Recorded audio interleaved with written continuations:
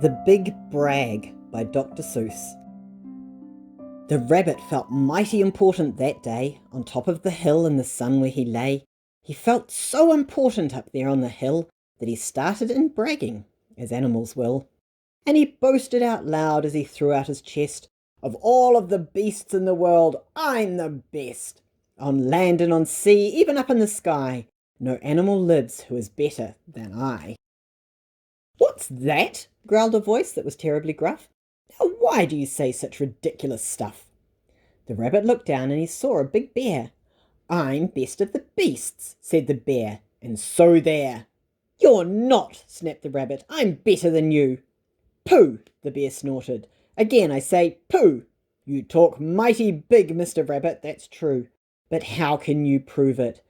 Just what can you do?" Thought the rabbit. "Now what can I do?" He thought and he thought. Then he finally said, "Mr. Bear, do you see these two ears on my head?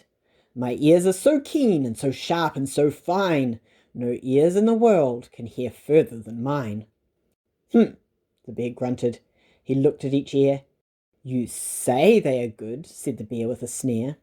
"But how do I know just how far they can hear?" "I'll prove," said the rabbit, "my ears are the best. You sit here and watch me. I'll prove it by test." Then he stiffened his ears till they both stood up high and pointed straight up at the blue of the sky. He stretched his ears open as wide as he could. "Shh, I'm listening," he said as he stood. He listened so hard that he started to sweat, and the fur on his ears and his forehead got wet. For 7 long minutes he stood.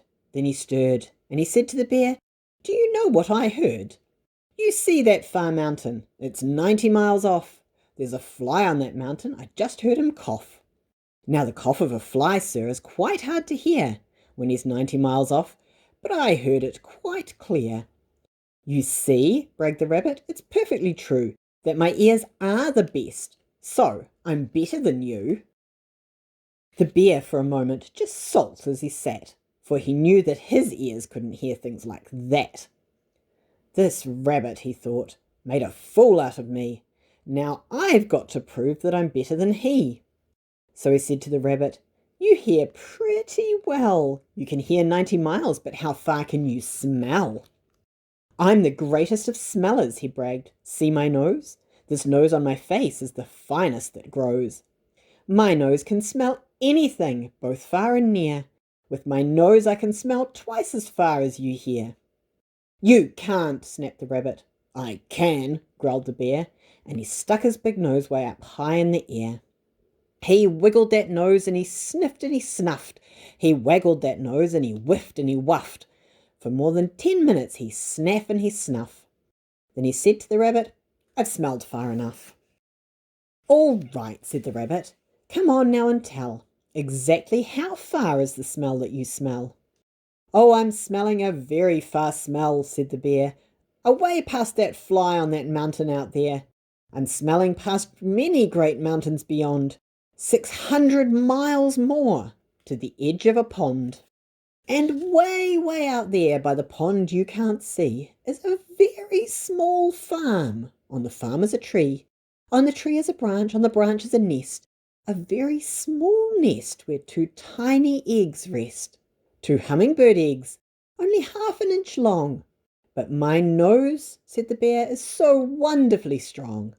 My nose is so good that I smelled without fail that the egg on the left is a little bit stale. And that is a thing that no rabbit can do. You see," the bear boasted, "I'm better than you. My smell is so keen that it just can't be beat." "What's that?" cried a voice from way down by his feet. The bear and the rabbit looked down at the sound, and they saw an old worm crawling out of the ground. "Now, boys," said the worm, "you've been bragging a lot. You both think you're great, but I think you're not. You're not half as good as a fellow like me. You hear and you smell, but how far can you see? Now I'm here to prove to you big boasting guys that your nose and your ears aren't as good as my eyes." And the little old worm cocked his head to one side, and he opened his eyes and he opened them wide, and they looked far away with a strange sort of stare, as if they were burning two holes in the air. The eyes of that worm almost popped from his head. He stared half an hour till his eyelids got red. "That's enough," growled the bear. "Tell the rabbit and me. How far did you look, and just what did you see?" "Well, boys," the worm answered, "that look that I took was a look that looked farther than you'll ever look. I looked across the ocean way out to Japan, for I can see further than anyone can. There's no one on earth who has eyesight that's finer. I looked past Japan, then I looked across China. I looked across Egypt, then took a quick glance across the two countries of Holland and France. Then I looked across England and also Brazil. But I didn't stop there, I looked much further still. And I kept right on looking and looking until I'd looked round the world and right back to this hill. And I saw on this hill, since my eyesight's so keen, the two biggest fools that have ever been seen. And the fools that I saw were none other than you, who seem to have nothing else better to do than sit here and argue who's better than who." Then the little old worm gave his head a small jerk, and he dived in his hole and went back to his work.